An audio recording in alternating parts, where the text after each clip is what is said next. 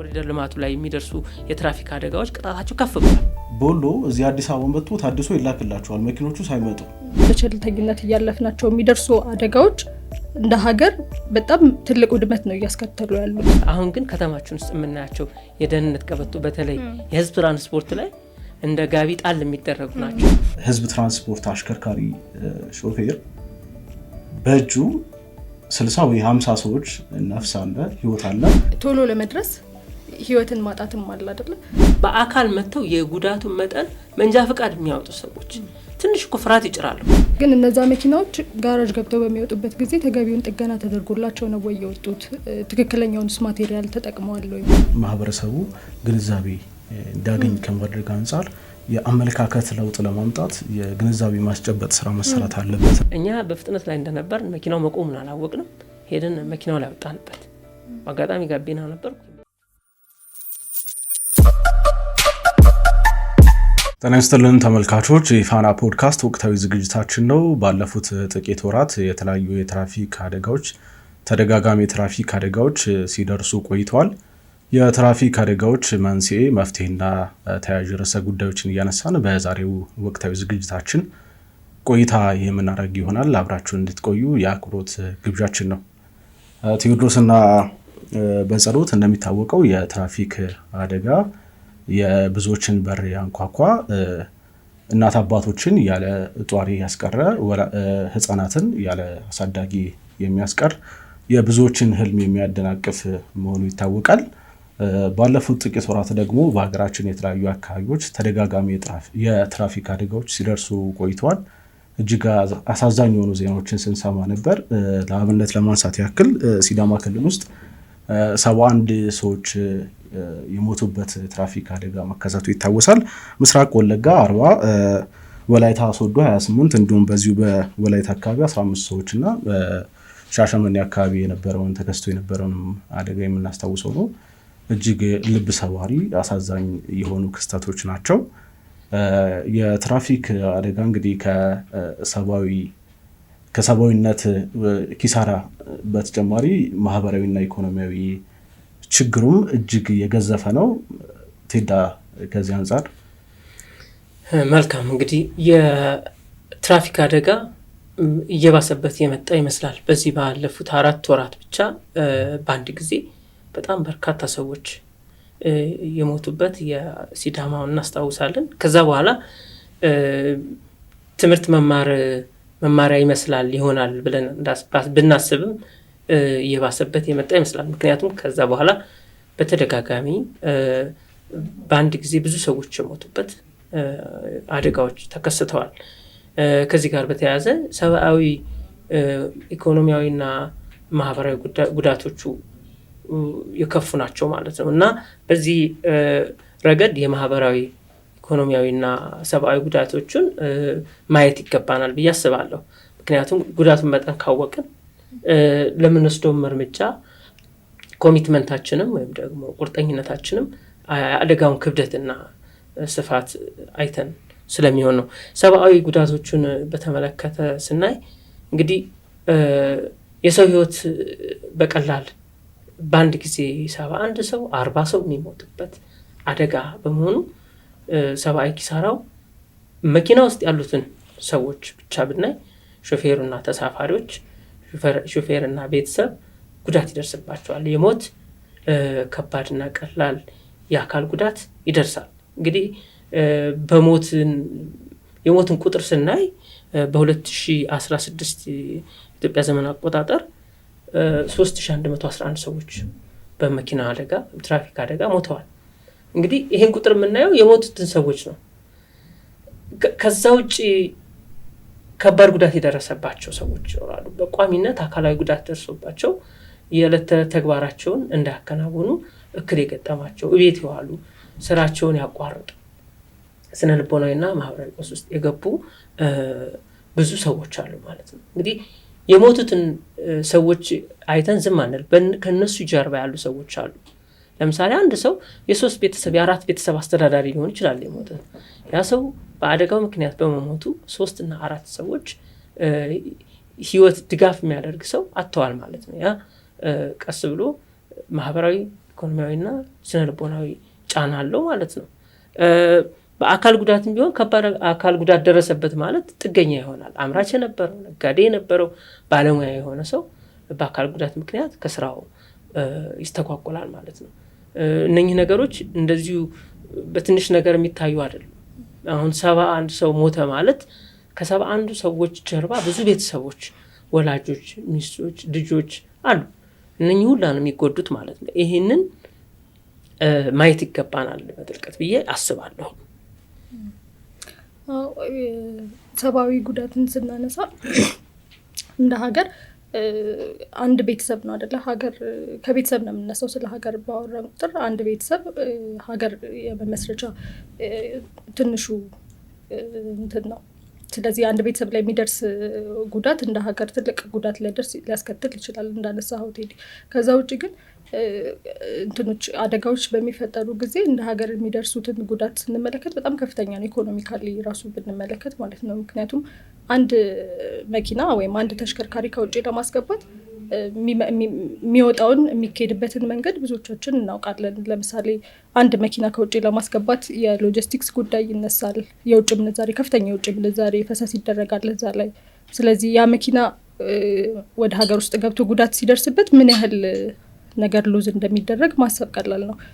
ያ ደግሞ በተደጋጋሚ ሲሆን ቅድም እንዳነሳኸው የሚደርሱ አደጋዎች በየጊዜው ቁጥራቸው እየጨመረ ነው አይደለ? እነዛን ስንደምራቸው እንደ ሀገር በአመት ምን ያህል ጉዳት ሊደርስ እንደሚችል ማሰቡ በጣም ከባድ ነው። የ2016 መረጃን ብንመለከት የመንገድ ደህንነትና መድን አስተዳደር ያወጣውን መረጃ ብንመለከት በ2016 ዓመተ ምህረት ከ4 ቢሊዮን በላይ ጉዳት ደርሷል። የንብረት ጉዳት ንብረት ወድሟል። ከ4 ቢሊዮን ብር በላይ የሚገመት ንብረት ወድሟል በ2016 ብቻ። እንግዲህ ይሄ አሁን የቅርቡን ሳይጨምር ማለት ነው፣ አሁን ስታነሳ የነበሩትንም ሳያካትት። ስለዚህ ምንድነው እያንዳንዱ በቸልተኝነት እያለፍናቸው የሚደርሱ አደጋዎች እንደ ሀገር በጣም ትልቅ ውድመት ነው እያስከተሉ ያሉት። ከዛ ውጪ ደግሞ ሰብአዊ ጉዳትን ስታነሳ እንደነበረው ቴዳ ቅድም አንድ ቤተሰብ ላይ የሚደርስ ጉዳት የቤተሰብ አስተዳዳሪ ነው ሊጎዳ የሚችለው፣ ቤተሰብ ሊበተን ይችላል። ከዛ ውጭ ጎን ለጎን ያሉ ማህበራዊ ጉዳዮች አሉ። ያ ሲጠራቀም ሀገር ላይ በጣም ከባድ ጉዳት ያደርሳል ብዬ አስባለሁ። እንደጠቀሳችሁት ነው። አክቹዋሊ እንግዲህ የትራፊክ አደጋ በርካታ ዘርፈ ብዙ ጉዳት አለው። የትራፊክ አደጋ በዋናነት መነሻዎቹ ምንድናቸው? መንስኤዎቹ ብለን ስናነሳ ከመንገድ አጠቃቀም ጋር የተያያዘ ነው እናገኘዋለን። ከመንገድ አጠቃቀም ጋር ሲባል የአሽከርካሪው፣ የተሽከርካሪው፣ የመንገደኛውና የእግረኛው ሁኔታም አብሮ የሚነሳ ነው። አሽከርካሪውን እንግዲህ ስንመለከት አሽከርካሪዎች ህጋዊ አግባብ ባለው መልኩ የመንጃ ፈቃድ የማውጣት ነገሩ እስቲል ጥያቄ የሚነሳበት ነው። በዚህ ላይ በርካታ ጥያቄ የሚያነሱበት አስተያየት የሚሰጡበት ነው። እንግዲህ እንደሚታወቀው ጀስት ሰንበዲ ገንዘቡ ስላለው መኪናው ስላለው ብቻ መንጃ ፈቃድ የሚያወጣበት ሁኔታዎች እየተፈጠሩ ነው ያሉት እና እንደዚህ አይነቱ ነገሮች ለትራፊክ አደጋ አክቹዋሊ ያው ሰንበዲ አሽከርካሪ እስከሆነ ድረስ በሱ የህዝብ ትራንስፖርት አሽከርካሪ ሾፌር በእጁ 60 ወይ 50 ሰዎች ነፍስ አለ፣ ህይወት አለ። እሱን ኮንሲደር ማድረግ አለበት። ግዴለሽ መሆን የለበትም። ግን እንዝላልነት የሚበዛበት አይነት ነገር ይስተዋላል እና ይሄ የሚሆንበት አንዱ ምክንያት በተለይ ከላይሰንስ አሰጣጡ ጋር የሚገናኝ ይሆናል። ከዛ ውጭም ሾፌሮች ጠጥተው የሚያሽከረክሩ አሉ። በተለይ ጠዋት ላይ ካያችሁ ማታ ላይ በቃ በፍጥነት ነው የሚያሽከረክሩት። ይሄ ብዙ ጊዜ የሚሆነው ትሪገር አለ፣ መጠጥ ይጠጣሉ፣ የአልኮል መጠጥ ይጠቀማሉ። እሱ ነገር ትሪገር ያደርጋቸውና እንደዚህ አይነት ሁኔታዎች ናቸው በየአካባቢው በተለይ ትራፊክ አደጋ እንዲከሰት መንስኤ እየሆኑ ያሉትና ከዛ በተጨማሪ ጫት፣ ብዙ አሽከርካሪዎች አጠገባቸው ጫት ያስቀምጣሉ፣ ጫት ይይዛሉ። እንደውም አንዳንድ ጊዜ አጠገባቸው የተቀመጠ ሰው ጫት እንደዚህ እንትን እያለ ይሰጣቸዋል ሁሉ ምናምን እና እንዴት እንደሚያስቡት አይገባኝም። ግን እስከዛ ድረስ አሽከርካሪዎች ከባህሪው አንጻር ወጣ ያለ ነገር ነው የሚያደርጉትና በዚህ ከአሽከርካሪዎች ስነ ምግባር ምን መምሰል አለበት ከሚለው አንጻር አንቺ ብታዩ? የአሽከርካሪዎች ስነ ምግባር እንዳነሳ ሆኖ በጣም አንድ ሰው ኃላፊነቱን ማወቅ ያለበት ይመስለኛል። የህዝብ ተሽከርካሪዎችን የሚይዙ ሰዎች በተለይ 24 ሰው 60 ሰው በጣም ብዙ ሰዎች ይዘው ነው የሚጓዙት እና ያንን አንዳንድ ጊዜ የመርሳት ነገርም ያለ ይመስለኛል። አንዳንዴ የማይሆን እልህ ውስጥ ተጋብቶ እነሱን መያዛቸውን ረስተው ሌላ እንትን ውስጥ ይገባሉ፣ ፉክክር ውስጥ ምናምን ሊገቡ ይችላሉ። ከባህሪ አንጻር ትዕግስት ማጣት ደግሞ በየመንገዱ የተለያዩ አይነት ችግሮች ሲፈጠሩ አሁን አንድ አሽከርካሪ መጥቶ ከጎኑ ሲያልፍ የሆነ ችግር ከተፈጠረ ከሱ ጋር ሌላ ሰጣ ገባ ውስጥ መግባት ይታያል። ያንን በትንንሽ እንትኖች ታግሶ ከማለፍ ይልቅ ሌላ ችግር ውስጥ መግባት እንደዚህ አይነት ነገሮችን ማለፍ ተገቢ ነው የሚሆነው ከትዕግስተኛነት አንጻር ስናየው ማለት ነው። ከባህሪ አንጻር ቅድም እንዳልከው ብሬ የጫት ጉዳይን ስናነሳ አንዳንድ ጊዜ ሹፌር ሆኖ የማይቅም ከሆነ እንደውም የሆነ እንደ ፋራነት ምናምን የሚታይበት ሁኔታ ሁሉ አለ። አንዳንድ እንትኖች በጣም የተለመደ ከመሆኑ የተነሳ ማለት ነው። ግን ያንን በደንብ ማየት ያለብን ይመስለኛል። ለጉዳት የሚዳርጉት እነዚህ አልኮል መጠጥ፣ ጫት ምናምን ከባድ ጉዳት የሚያደርሱ እንትኖች ናቸው፣ ጉዳዮች ናቸው እና ከባህሪ አንጻርም እነዚህ በጣም አስተዋጽኦ ያላቸው ይመስለኛል። መልካም። አሁን እንዳላችሁት የአሽከርካሪዎች ባህሪ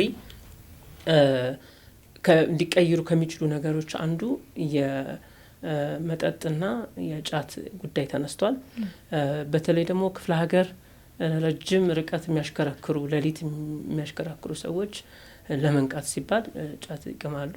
እነኚህ ነገሮች ስሜትን ከፍ ያደርጋሉ፣ መነቃቃት ይፈጥራል። ለምሳሌ ጫት፣ ቡና የመሳሰሉት አነቃቂ ንጥረ ነገሮች አሏቸው። እንቅልፍ ላለመያዝ ሲባልም እንደ መዝናኛም ስለሚጠቀሙበት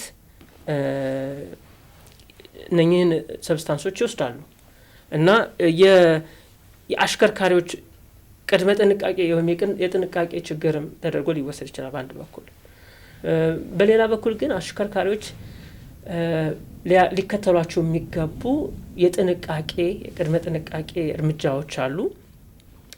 ከነዚህ ውስጥ ለምሳሌ ለደህንነትና ለሴፍቲ ሊደረጉ የሚገባቸው ነገሮች አሉ።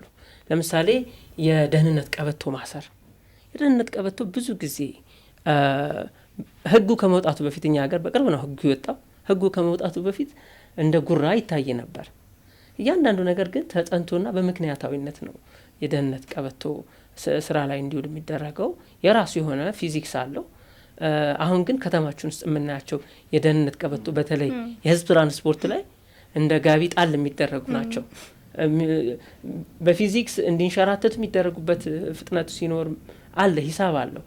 እንደዛ ነው የተሰሩት። ነገር ግን አሁን ከተማ ውስጥ የምናያቸው እንደ ጋቢ ጣል የሚደረጉ ለይምሰል ብቻ ነው እና ከተጠያቂነት ለመዳን ህጉን ለማክበር ሲባል ነው እንጂ አምነንበት ጥቅሙን ገብቶን የሚደረግ ብቻ ነው።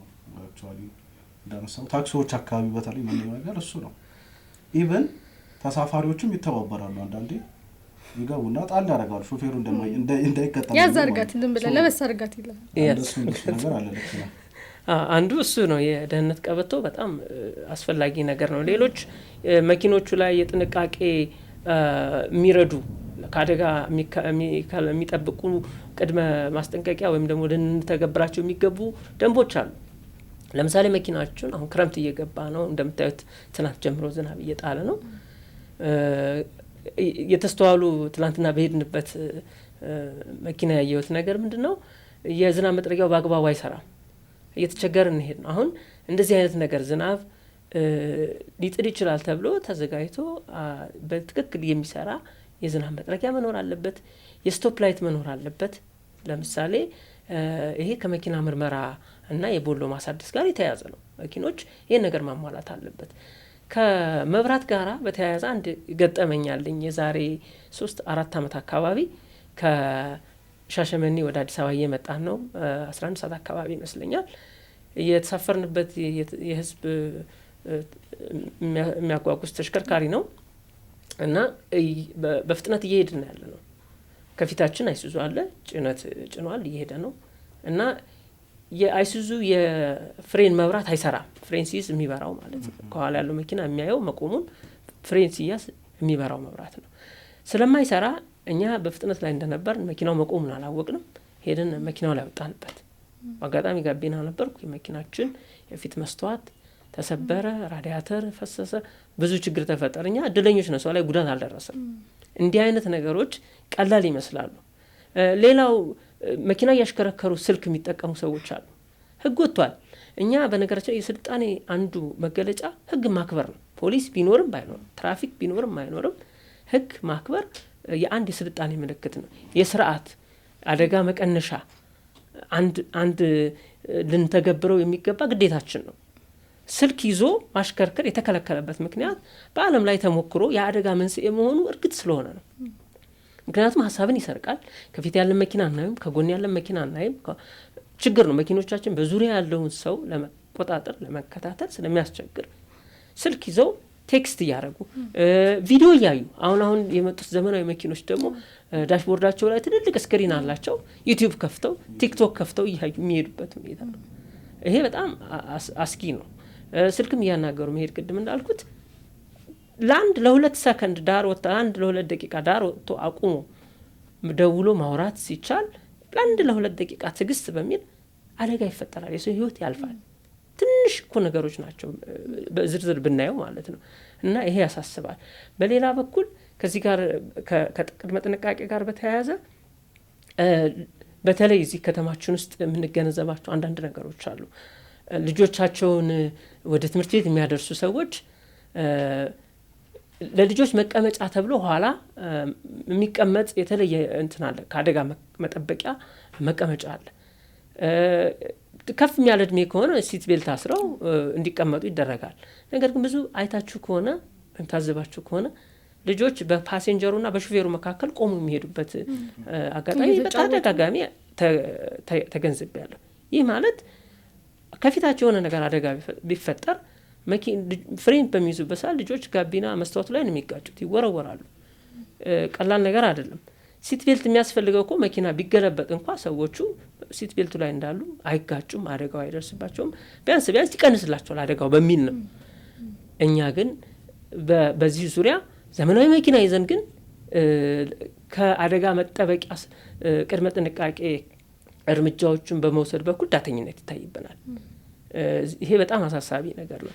መኪኖቻችን በራቸው የማይዘጋ ገርበብ በሚል መስተዋቱ በደንብ የማይገጥም ብዙ ኢቭን ውስጥ መኪናው ውስጥ ራሱ አቧራ ብቻ የሆነ ለሰው ለማስቀመጥ በተለይ የህዝብ ትራንስፖርት ላይ አስቸጋሪ የሆኑ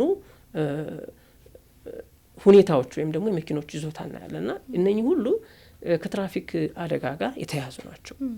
ዳንተ ምስታነሰው እንደነበረው በተለይ ተሽከርካሪዎች አመታዊ የቴክኒክ ምርመራ ሁለተኛው እንደ ትራፊክ አደጋ መንስኤ የሚወሰድ ነገር ነው። ግን እንደኛ ሀገር ቅድም እንዳልከው በርካታ የዝናብ መጥረጊያቸው ማይሰራ መስታወታቸው በደንብ የማይገጠምና ሌሎች ችግር ያለባቸው መኪኖች እንዴት ምርመራውን አልፈው መንገድ ላይ እንደሚንቀሳቀሱ ሁሉ ግራ በሚያጋባ መልኩ አልፈዋል። እሱን ቦሎ ለጥፈዋል። እንደውም ምንድነው አንዳንድ መኪኖች ክፍለ ሀገር የሚሰሩ መኪኖች ቦሎ እዚህ አዲስ አበባ መጥቶ ታድሶ ይላክላቸዋል። መኪኖቹ ሳይመጡ ምርመራ ሳይደረግ የቴክኒክ ምርመራው ሳያልፍ እነሱ ይደረግላቸዋል፣ ይታደሳል። እነዚህ መኪኖች ናቸው እንግዲህ መንገድ ላይ የሚንቀሳቀሱት። የትራፊክ አደጋዎች በእንደዚህ አይነት ጉድለቶች የሚከሰቱ ናቸውና ሁለተኛው መንስኤም ይሄ ይሆናል። ብዙ ጊዜ በእንደዚህ አይነት ኬዝም የትራፊክ አደጋዎች ሲከሰቱ እናስተውላለን። እዚሁ የቴክኒክ ጉዳይ ላይ ሳንወጣ ግን ከአሽከርካሪዎች ምርመራ ከሚደረግላቸው ተደርገው ተገቢውን የምርመራ ሂደት ሳያልፉ ከሚወጡት እንትኖች ጋር በተያያዘ የሜካኒኮች በራሱ የሜካኒክ ባለሙያዎች በራሱ ስራቸው ላይ የሆነ እንትን ማድረግ ያለባቸው ይመስለኛል። ምክንያቱም አንዳንድ ጊዜ የምንሰማቸው አደጋዎች ፍሬን ችግር እንደዚህ የቴክኒካል የሆኑ ችግሮች ናቸው የሚያጋጥሙት አይደለም። ግን እነዛ መኪናዎች ጋራጅ ገብተው በሚወጡበት ጊዜ ተገቢውን ጥገና ተደርጎላቸው ነው ወይ የወጡት? ትክክለኛውንስ ማቴሪያል ተጠቅመዋል ወይ? ብዙ ነገር ሊነሳ ይችላል ከጀርባ የፋይናንሻል አቅም የሚያሽከርካሪው እነዛን የመለዋወጫ ኦሪጂናሉ መለዋወጫ ገዝቶ የመጠቀም ነገሩ ሊነሳ ይችላል ከኋላ። ግን ከገንዘቡ ይልቅ ትኩረት ማድረግ ያለብን ይመስለኛል እንትኑ ላይ ነው።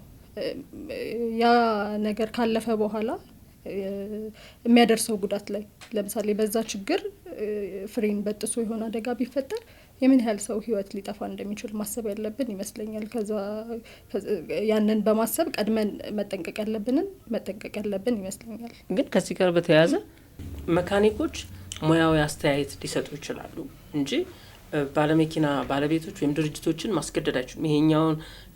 ይሄኛው ይሻላል፣ ይሄኛው አይሻልም፣ ይሄን መቅጠም አለብን ብሎ ማስገደድ አይችሉም። ስለዚህ መኪናው ሊሰራላቸው የሚፈልጉ አካላት ምን ማድረግ እንዳለባቸው ምክር ሊሰጥ ይችላል። ከዛ ያለፈ ነገር ግን ሊያስገድዳቸው አይችልም የሚል ምልከታ ነው ያለኝ። እቃውን ከመግዛት ባሻገር ግን የጥገና ስራው ላይ በራሱ የነሱ አስተዋጽኦ ትልቅ ይመስለኛል። በስነ ስርዓት ሙያው የሚፈልገውን እንትን ተጠቅመው ሙያቸውን ተጠቅመው በስርዓት ለእቃው ጥገና ማድረግ ያለባቸው ይመስለኛል። ምክንያቱም አንዳንድ ጊዜ ከጊዜ እንትን አንጻር ሊሆን ይችላል ወይ ቶሎ ሌሎች ስራዎች ተደራራቢ ሲኖሩ ይሄ ወሸል ተደርገው የሚሰሩ ነገሮች አሉ አይደለም። እንደዚህ አይነት ሁኔታዎች ብዙ አደጋ ሊያስከትሉ ይችላሉ። ዋናው ጉዳይ ምንድነው?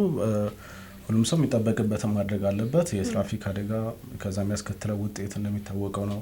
ማህበረሰቡ ውስጥ የሚያስከትለው ቀውስ፣ ስነ ልቦናዊ ጫናው ሁሉ ነገር የሚታወቅ ስለሆነ ሁሉም ባለበትና በተሰማረበት የሙያ ዘርፍ የራሱን አስተዋጽኦ መወጣት አለበት። የትራፊክ የመካኒኮቹም ከዛው አንጻር የሚታይ ይሆናል። ከባለሙያው አንጻር ማለት ከአሽከርካሪው አንጻር ማንሳት ሳናነሳው ማለፍ የሌለብን ነገር ምንድነው? ቅድም እንዳልከው የፍጥነት ወሰንን ጠብቆ ማሽከርከር ትልቁ ነገር ነው። በአብዛኛው የሚፈጠሩ አደጋዎችን ስንመለከት ከፍጥነት በላይ በማሽከርከር የሚከሰቱ ናቸው። ስለዚህ ቶሎ ለመድረስ ህይወትን ማጣትም አለ አይደለ? ያንን ከግንዛቤ ያስገብተን የሚፈለገው በትክክለኛው የፍጥነት መጠን ማሽከርከር የተሻለ ነው የሚሆነው። እንዱ ከፍጥነት አንጻር አንዳንድ ሾፌሮች አሉ፣ ሞገደኛ የሚባሉ አይነት ሾፌሮች አሉና እነዚህ ሾፌሮች ከልክ ባለፈ ወይ ያፈጠኑ ካልነዱ የነዱም አይመስላችሁ አሽከርካሪዎች አሉና የችሎታ መለኪያ አድርገው የሚወስዱት ያ እንደዛ። እንደውም አንዳንድ ሾፌሮች ምን ያደርጋሉ? የሚታየ መኪናቸው ፓርት ላይ ወይ ከኋላ ፍጥነት ኪሎሜትር ሳይሆን ህይወትን እንጂ ኪሎሜትርን አይቀንስም ይላሉ። አይዲያው ቆንጆ ነው፣ ግን ደግሞ እየፈጠኑ ሲነዱ የምታያቸው እነሱን ነው። ተግባራዊነት ያ እንደዛ ትዳ ከሾፌሮች ግንዛቤው ኢቨን አላቸው፣ ግን እሱን ፕራክቲካል ከማምጣት አንጻር የሚታይባቸው ክፍተት ደግሞ የጎላ ነው። አንተ ከዚህ አንጻር እንግዲህ የአመለካከት ተግባር ባህሪ በአጠቃላይ ከአመለካከት ከእውቀትና ከአመለካከት ነው የሚመነጨውና እነኚህ የመኪና አሽከርካሪዎች በትምህርት ሰዓትም ከሚሰጡት ትኩረት ከሚሰጥባቸው ነጥብ አንዱ አመለካከትና ባህሪዎች ናቸው። ከዚህ ጋር በተያያዘ ሰፊ አንድ የትምህርቱ አካል ተደርጎ ይሰጣል። ምክንያቱም ድርጊቶቻችንን የሚወስኑ ጉዳዮች በመሆናቸው ማለት ነው። እና የቁጥጥርና ክትትልን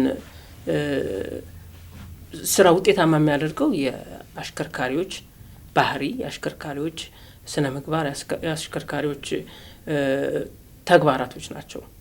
አንዱ የአሽከርካሪዎችን የተሽከርካሪዎችንም አመታዊ የቴክኒክ ምርመራ በተመለከተ አንስተናል። ሶስተኛውና ዋናው የትራፊክ አደጋ መንስኤ ተደርጎ የሚወሰደው የመንገድ ችግር ነው።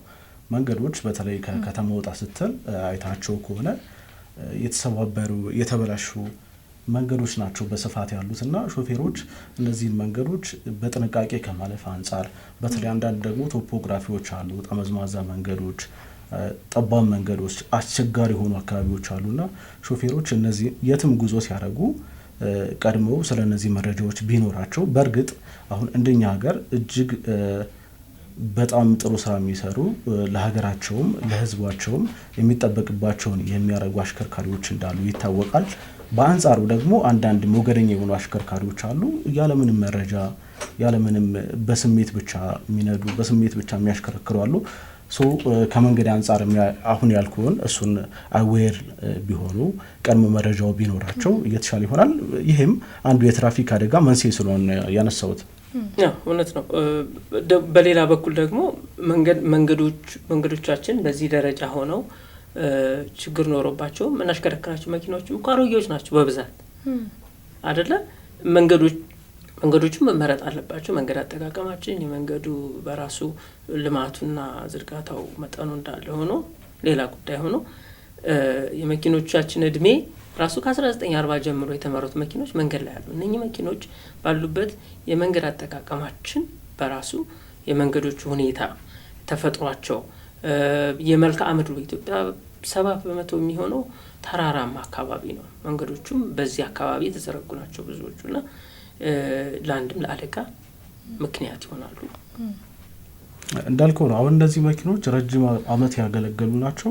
ቅድም በጽ እንዳለችው ስፔር ፓርት እንኳን የማይገኝላቸው መኪኖች ናቸው እና በእነዚህ መኪኖች ኢቨን ከልክ ባለፈ መልኩ ጭነት ይጫንባቸዋል።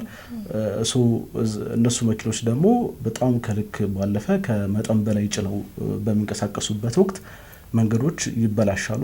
በሚጠበቅባቸው ልክ አገልግሎት ሳይሰጡ ነው ከጥቅም ውጭ የሚሆኑት። መንገዶች ከመበላሸት ባለፈ ደግሞ ከተፈቀደላቸው የክብደት መጠን በላይ የጫኑ ተሽከርካሪዎች የሚያደርሱት ጉዳት ራሱ በጣም ከፍተኛ ነው። በቅርብ የተከሰተውን አደጋ እንኳን ብናነሳ 15 ሰዎች ህይወት ያለፈበትን አደጋ ብንመለከት ከተገቢው በላይ ሰው የጫነ ተሽከርካሪ ነበረ። አንደኛ ጉዳቱም ላይ ደርስ ይችል ነበረ። ሁለተኛ ደግሞ ጉዳቱ ከደረሰ በኋላ ራሱ በሰዎች ላይ የሚደርሰው ጉዳት ተመሳሳይ አይሆንም። ከባድ ከተፈቀደላቸው የክብደት መጠን በላይ በጫኑ ተሽከርካሪዎች ላይ የሚደርሰው ጉዳት ተመሳሳይ አይሆንም። ምክንያቱም 14 ሰው መጫን የነበረበት ተሽከርካሪ 16 ሰው ምናምን የሚጭን ከሆነ የሚደርሰው ጉዳት በ12 ሰው ላይ የሚደርሰውና በ14 ሰው ላይ የሚደርሰው ተመሳሳይ አይሆንም አይደል? ጉዳቱም የቀነሰ ነው የሚሆነው። በዛው ልክ ደግሞ ቅድም እንዳላችሁት የመንገድ ችግሮችም አንድ ላይ ይነሳሉ። ለምሳሌ ከባድ መኪኖች የሚጭኑት የክብደት መጠን ላይ መንገዱ ላይ በራሱ ጉዳት ያደርሳሉ አይደለ? ከተፈቀደላቸው የክብደት መጠን በላይ ሲጭኑ። ስለዚህ እነዚህ ነገሮችም አስተዋጽኦ አላቸው ለአደጋው። በዚህ መልኩ እንግዲህ አስተዋጽኦ አላቸው። ልክ በጽ እንዳለችው እነዚህ መንስኤዎች ዋናው ነገር የመፍትሄ አቅጣጫው ምን መሆን አለበት? የትራፊክ አደጋ ከጊዜ ወደ ጊዜ እየጨመረ ነው የመጣው። የመቀነስ ነገር አይስተዋልበትም። ዜጎቻችን እያጣን ነው ያለነው። ወጣቱን ትውልድ በተለይ በዚህ አደጋ ብዙ ጊዜ ተጠቂ የሚሆነው ወጣቱ ስለሆነ እያጣን ነው የመጣ ነው። ይሄ ቅድም እንደተነሳው እንደ ሀገርም እንደ ማህበረሰብም ብዙ ዋጋ የሚያስከፍለን ነው። ጫናውም አንድ ሰው በትራፊክ አደጋ ህይወቱን አጣ ሲባል ከሱ ጀርባ ቤተሰብ አለ፣ ልጆች አሉ። እነሱ ምናልባት የሱ ልጆች ጎዳና ላይ የመውጣት እንትንም ይኖራቸዋል። በዛ ልክ ነው ኢምፓክቱ። የመፍትሄ አቅጣጫው ምን ይሆን የሚለውን ትሄዳ። እሺ፣ ችግሮቹን ምንጮቹን አይተናል። እንግዲህ የችግሮቹ መንስኤዎቹን ካወቅን መፍትሄዎቹም ከዛው ጋር የተያያዙ ናቸው ማለት ነው። ካነሳናቸው መፍትሄዎቹ ችግሮች መንስኤዎች ውስጥ ለምሳሌ የተሽከርካሪ ቴክኒክ ሁኔታን እና ተያያዥ ጉዳዮችን ጠቅሰናል። ከዚህ ጋር በተያያዘ የቁጥጥርና ክትትል የሚባለው አሁን ለምሳሌ ከልክ በላይ ጭኖ ማሽከርከርን በተመለከተ የመንገድ ትራንስፖርት ቁጥጥር አለ። ጭነቶችን የሚለኩባቸው የደረቅ ጭነትን ለምሳሌ ሚዛኖች አሉ። የተለያዩ ሀገራችን ክፍሎች ላይ ሚዛኖች አሉ። ከሚዛኑ ከተፈቀደለት ጭነት በላይ ጭኖ የተገኘ ተሽከርካሪ ይቀጣል። ይሄ በስፋት ሊሰራበት ይገባል። ህጉ በጣም መጥበቅ አለበት። ለምሳሌ አሁን አዲስ አበባ ውስጥ በዚህ በቅርብ እየተገበረ ያለ አንድ ነገር አለ። ከኮሪደር ልማቱ ጋር የተያያዙ አደጋዎች ወይም ደግሞ ኮሪደር ልማቱ ላይ የሚደርሱ የትራፊክ አደጋዎች ቅጣታቸው ከፍ ብሏል። በዚህ ምክንያት ሰው ጥንቃቄውን በዛውም ልክ ከፍ አድርጓል። ስለዚህ ይሄ ነገር በሌሎች የሀገራችን አካባቢዎች በሌሎች የመጓጓዣ ዘርፎችም ጭምር ለምሳሌ ሀገር አቋራጭ አውቶቡሶች ላይም ወይም ደግሞ የጭነት መኪኖች ላይም መተግበር አለበት። እና ይሄ እንደ ቀላል የሚታይ ነገር አይመስለኝም። የቁጥጥርና ክትትሉ ተጠናክሮ ቅጣቱም ከበድ ብሎ ሰዎች እንዲጠነቀቁ ማስቻል አለበት። ከዚህ በተጨማሪ የተሽከርካሪ ቴክኒክ ብቃትን ከእድሳት ጋር የተያዙ ነገሮች እሱ አሁን ቅድም ብሬ ስታነሳ የነበረው መኪኖቹ አዲስ አበባ ወይም ደግሞ የሚታደስበት ቴክኒካል ምርመራ የሚደረግበት ቦታ ላይ ሳይሄድ ቦሎ ታድሶ ይላክላቸዋል። እንግዲህ በአሰራር በህግ ቢሆንማ መኪኖች ከተወሰነ ኪሎ ሜትር ከሄዱ በኋላ ሰርቪስ ውስጥ እንዲገቡ ሰርቪስ እንዲደረግላቸው ይመከራል። አንደኛ መኪናውም ደህንነትና እድሜ ይጨምራል፣ አገልግሎትን እንዲኖረው ያደርጋል። ከዛ በተጨማሪ ደግሞ አደጋ የመድረስ እድሉ ይቀንሳል። መኪኖች በትክክል መጥተው ተመርምረው የጎደላቸውን ነገር ተሟልቶ እድሳት መሰጣት አለበት። ይህንን በማስፈጸም ረገድ የምርመራ የሚያካሂዱ የግል ተቋማትም ይሁን የመንግስት ተቋማት እዚህ ላይ ከፍተኛ ስራ መስራት ይጠበቅባቸዋል። ክፍተቶች እንዳሉ በተለያየ ጊዜ እየሰማን ነው እና ይሄ አንዱ ልንወስዳቸው የሚገቡን የጥንቃቄ እርምጃዎች ናቸው፣ መፍትሄ ሀሳቦች ናቸው። እንዲሁ ከዚያ በተጨማሪም ትሄዳ እንደዚህ አይነት አደጋዎች በትክክለኛው ማህበረሰቡ ግንዛቤ እንዲያገኝ ከማድረግ አንጻር የአመለካከት ለውጥ ለማምጣት የግንዛቤ ማስጨበጥ ስራ መሰራት አለበትና ኢቭን በትምህርት ካሪኩለም ውስጥ ተካቶ ተማሪዎች ከልጅነታቸው ጀምሮ ስለ ትራፊክ አደጋ ያለውን የሚያስከትለውን ቀውስ በደንብ ቢረዱት ፋይናሊ እንደ ሀገርም እነዚህ ህጻናት ናቸው ነገ አድገው ትልቅ ሰው የሚሆኑትና ከዛ ጀምሮ ሼፕ እየተደረጉ ቢመጡ ፋይናል አውትፑቱ ቆንጆ ይሆናል፣ የተሻለ የአመለካከት ለውጥም ይመጣል ብዬ እገምታለሁ።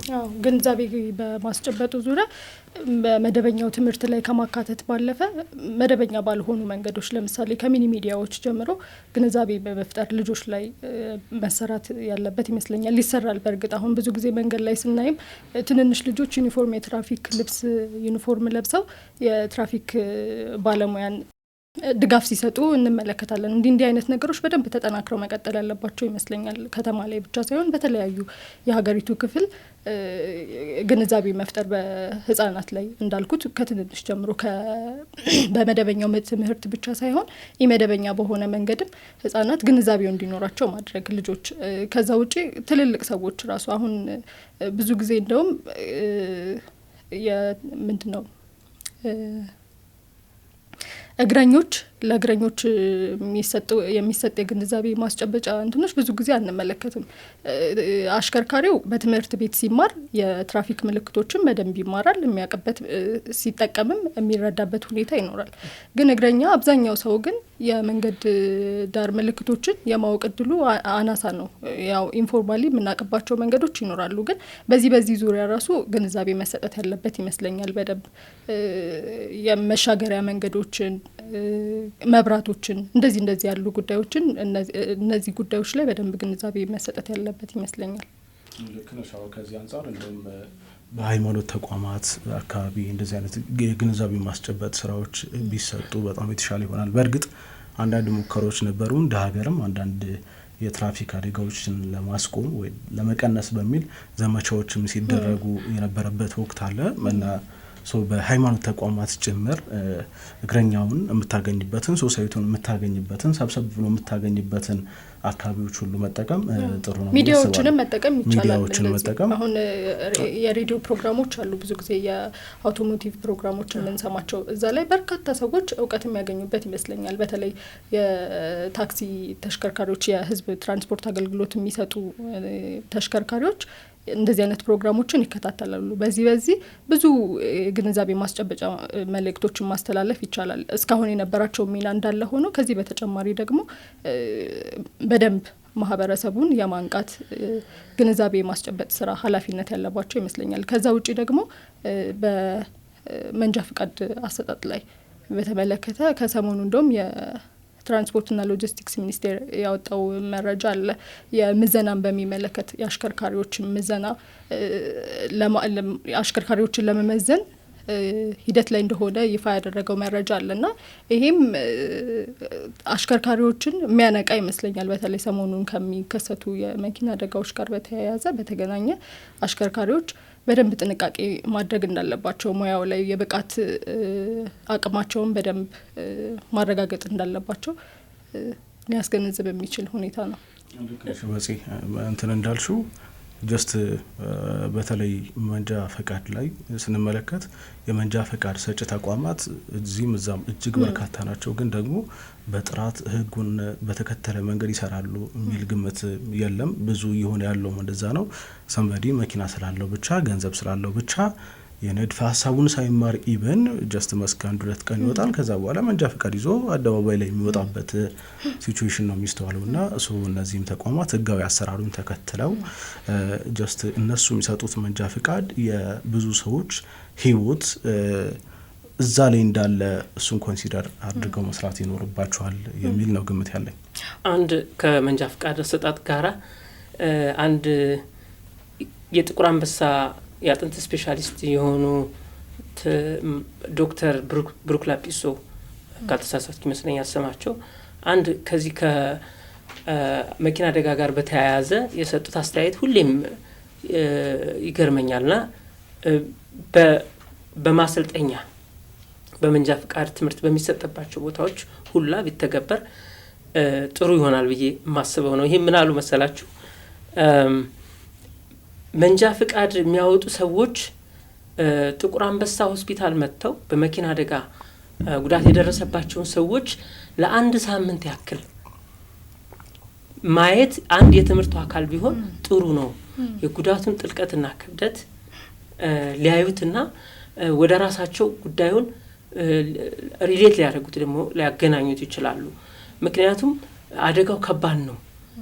የአደጋው ክብደት፣ የአደጋው ውስብስብነትና አስፈሪነት፣ አስደንጋጭነት ለሌሎች ትምህርት እንዲሆን በአካል መጥተው የጉዳቱን መጠን መንጃ ፈቃድ የሚያወጡ ሰዎች ትንሽ ፍርሃት ይጭራል እኮ በተግባር የደረሰውን አደጋ ስታዩ ወይም ሲያዩ እነኚህ አሽከርካሪዎች ወደፊት አሽከርካሪ ለመሆን የሚማሩ ሰዎች ከንድፈ ሀሳብና ከተግባር ትምህርቱ በተጨማሪ ይሄ እንደ አንድ የስራ ላይ ምንድነው ፓረንትሺፕ የሚባል ነው ኢንተርንሺፕ የሚባል በኮርስም ደረጃ እንደሚሰጠው መጥተው በአካል ማየት ቢችሉ ጥሩ ነው የሚል አስተያየት ሰጥተዋል። ነው በጣም መስማማበት በዚህ ጉዳይ ተሰብኮ ትምህርትም ተሰጥቶ ማስጠንቀቂያም ህግም ወጥቶ የአደጋው ጉዳይ ካለን የህዝብ ቁጥርና ከመኪና ብዛት አንፃር የሚደርሰው የመኪና አደጋ አስፈሪ ነውና በዚህ ደረጃ ትኩረት ሊሰጥ ይገባል ብዬ አስባለሁ። እንዳልከው ነው ክላስ ውስጥ ቁጭ አድርገህ ከማስተማር ይልቅ ቲዮሪ ደረጃ ከማሳየት ይልቅ ቦታው ላይ ስትወስዳቸው የበለጠ ፊሊንጉን ወደ ውስጣቸው ፊል ያደርጉታል፣ ይረዱታል። የትራፊክ አደጋዎች መንስኤዎችና መፍትሄዎችን በተመለከተ ቆይታ አድርገናል በወቅታዊ ዝግጅታችን። አድማጭ ተመልካቾች አብራችሁን ስለቆያችሁ እጅግ አድርገን እናመሰግናለን። ቴዎድሮስ በጸሎት እኔም ብርሃኑ አብሬያችሁ ነበርኩ። ጤና ይስጥልን።